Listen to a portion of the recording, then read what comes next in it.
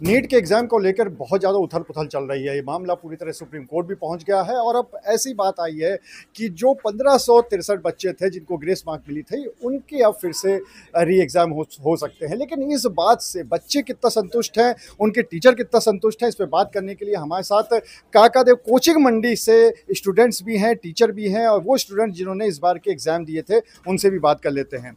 अभी तक का ये जो पूरा मसला सामने आया है, तो इसमें क्या लगता है कि जो सिर्फ 1500 के आसपास के बच्चों की री एग्ज़ाम की बात हो रही है वो ठीक है या सबके लिए होना चाहिए? आपको क्या लगता है, आप किस पे संतुष्ट हैं? सबके लिए होना चाहिए और दोबारा री एग्जाम होना चाहिए। इससे बच्चों के भविष्य के सवाल है। बच्चों के भविष्य का सवाल है।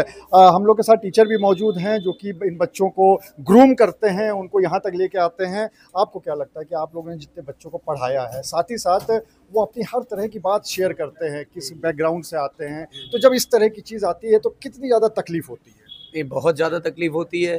कई बच्चे तो देखिए डिप्रेशन में चले जाते हैं, अपने आप को कमरों में बंद कर लेते हैं, 2-2 4-4 दिन अपने गार्जियन से बात नहीं करते। मतलब आप अगर उनकी स्थिति देखेंगे तो आपकी आँख में आंसू आ जाएगा। और एनटीए को ये चीज़ें नहीं दिखती क्या? सभी बच्चों के साथ धांधली हुई है, ये सभी बच्चों के साथ हुई है, सिर्फ 1563 बच्चों के साथ नहीं। जिनको ग्रेस मार्क्स दिया गया है सिर्फ उनके साथ नहीं हुआ है। मतलब सभी बच्चों का री एग्ज़ाम कराना चाहिए और एनटीए जैसी इतनी बड़ी संस्था को ये भी मानना चाहिए कि सिर्फ उन्हें आईआईटी और जेई के एग्ज़ाम आईआईटी जेई और नीट का एग्ज़ाम कराना है। सिर्फ 2 एग्ज़ाम साल भर में वो सही से कंडक्ट नहीं करा सकती। आप बताइए, इसके पहले सीपीएमटी होता था।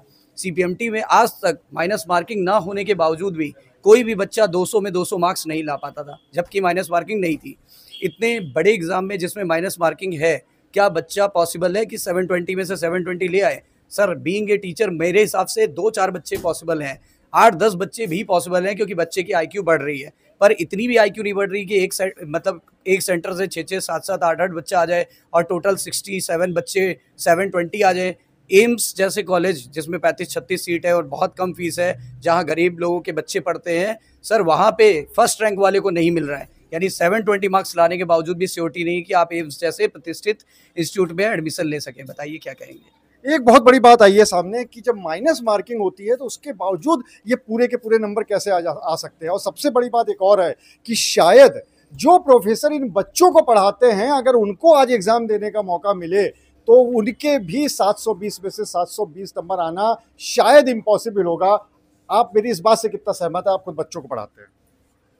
देखिए, सबसे पहली बात है, एनटीए ये कह रहा है कि बच्चे ज़्यादा पढ़ने लगे हैं इसलिए नंबर आ रहे हैं। एक तो डाउट ये करता है, ये कहते हैं 1563 बच्चे जिनका ये री एग्ज़ाम का ऑप्शन दे रहे हैं, या फिर ग्रेस न देकर शायद वो रैंक पे काउंसलिंग करवा रहे हैं। सबसे बड़ा कन्फ्यूज़न ये है कि कैसे पता कि केवल इतने ही बच्चों के साथ ये स्कैम हुआ है। और भी बच्चे हो सकते हैं जिनको एनटीए बता नहीं रहा है, समझ रहे हैं? बहुत सारी जगह पे मतलब इसमें ये कन्फर्म है नहीं कि कैसे पता कि 1563 बच्चों के साथ ही ऐसा हुआ होगा। और भी जगहों पे इस तरह की गड़बड़ियाँ हुई होंगी, इसका रिकॉर्ड सही एनटीए के पास है ही नहीं। दूसरी बात यह है कि 720 नंबर जैसा आपने कहा कि लाना, ये वाकई में ह्यूमन एरर भी होता है एग्ज़ाम्स में, और ये वाकई में इम्पॉसिबल है। हम लोग जब भी टॉपर किसी एग्ज़ाम का सुनते हैं तो टॉपर 1 होता है, 2 होता है, 3 होता है, 67 टॉपर। ये तो मतलब इनप्रैक्टिकल लगता है कि प्रैक्टिकल हो नहीं सकता। कहीं न कहीं धांधली तो, जैसा कि पूरे देश में प्रदर्शन चल रहा है, धांधली तो कहीं न कहीं हुई है। इसको एनटीए भी अंदर ही अंदर समझ भी रहा है इस चीज़ को, और केवल गोल-मोल जवाब दे रहा है, स्पष्ट किसी चीज़ की आंसर नहीं दे रहा है। माननीय सुप्रीम कोर्ट ने कमेंट किया कि इसकी पवित्रता पे लोगों प्रश्न चिन्ह उठ गया है पूरे देश में। और ये केवल 23 लाख बच्चों का सवाल नहीं है, 23 लाख बच्चों के परिवार हैं, उनका सवाल है, उनके परिवार परेशान है इसके लिए। दूसरी बात मैं ये कह रहा हूँ, पिछले 3-4 सालों से कोरोना के बाद जो पेपर होता रहा है, उसका जो कट ऑफ है 600 नंबर के आसपास होता रहा है। 600, 602, 603 पे बच्चों को एमबीबीएस की सीट अलॉट होती थी। आज 650 नंबर पाके बच्चा परेशान है कि उसको अलॉट होगी कि नहीं होगी। अचानक से इतनी जंप मेरिट में नहीं होना चाहिए। आज जो बच्चा 640, 635 नंबर पाए, वो कहाँ जाएगा? वो रो रहा है, सुसाइड कर रहा है, इन लोगों को पता नहीं है कुछ भी। सबसे बड़ी बात यही है, और इसके साथ ही साथ बच्चों से वो जान लेते हैं कि आखिर अब वो क्या चाहते हैं। अगर 2 लाइन में बताने की बात हो, अब आप लोग क्या चाहते हो कि जिससे आप लोग को संतुष्टि हो कम से कम? पूरे 24 लाख बच्चों के, हाँ, पहले आपसे पूछ लेते हैं। पूरे 24 लाख बच्चों के लिए री एग्जाम होना चाहिए, सिर्फ 1563 लोगों के लिए नहीं।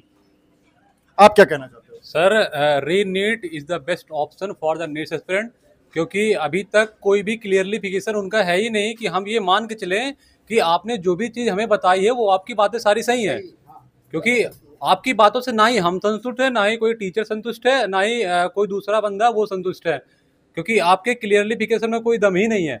कभी आप जो है ग्रेस मार्क की बात करने लगते हो, क्योंकि अभी कुछ दिन पहले आपने एक कमेटी बैठा ली, उसमें 5 मेंबर थे, जिसमें बोलना तो मुझे जहाँ तक लगता सबको था, लेकिन एक बंदा जिस नाम तो मुझे एग्जैक्टली नहीं है, शायद सुबोध कुमार सिंह जी थे, तो उन्होंने ही केवल मतलब अपनी राय रखी, और वो भी अपनी राय रखते रखते उन्होंने बिल्कुल सारी वही बातें रिपीट करी जो एनटीए ने रिपीट करी थी।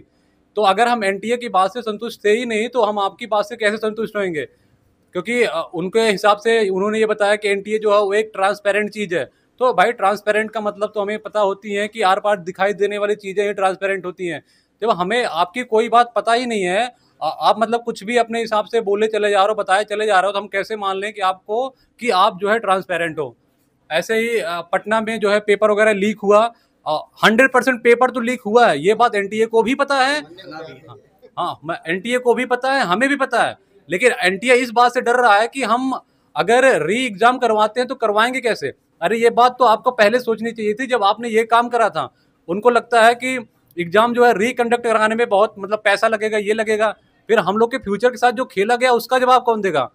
इसलिए री एग्जाम करना जो है एक ऑप्शन है, क्योंकि जिनके नंबर ठीक ठाक है वो भी इस बात से खुश नहीं है, क्योंकि उनको जो बेस्ट मेडिकल कॉलेज मिलना चाहिए था वो उसको भी नहीं मिल रहा। यहाँ तक कि अगर मैं मतलब दिल्ली एम्स की बात करता हूँ तो टोटल 50 to 52 सीटें हैं, 50 से 52 सीटें ही हैं, लेकिन उसके बाद भी अगर आपने 67 बच्चों को आपने 720 मार्क्स दे दिया तो वो खुद नहीं एलिजिबल है कि मतलब उनको दिल्ली कहीं ना कहीं री एग्जाम ही होना चाहिए। 100% एग्जाम होना सबसे ही बड़ी चाहिए। बात यह है कि ये पूरा मामला सुप्रीम कोर्ट में पहुंच चुका है, लेकिन जो बच्चों और टीचर्स का ये मानना है कि यहाँ पर उनका पूरी तरह से मानना है कि कहीं ना कहीं पेपर लीक हुआ है और इसी की वजह से एक ही सेंटर से इतने सारे बच्चे टॉप कर गए और वैसे नहीं कर सकते हैं। और अगर यही टॉपर्स देश के अलग अलग कोनों से अलग अलग सेंटर से आए होते तो शायद फिर भी एक बार माना जा सकता था। इसलिए उनकी सिर्फ एक ही मांग है कि इस पूरे एग्ज़ाम का री एग्ज़ाम होना चाहिए, री नीट होना चाहिए, और यही सही है और यही इसी से वो संतुष्ट हो पाएंगे और तभी उनका कैरियर भी आगे बढ़ पाएगा। अनुराग अग्रवाल, TV9 कानपुर।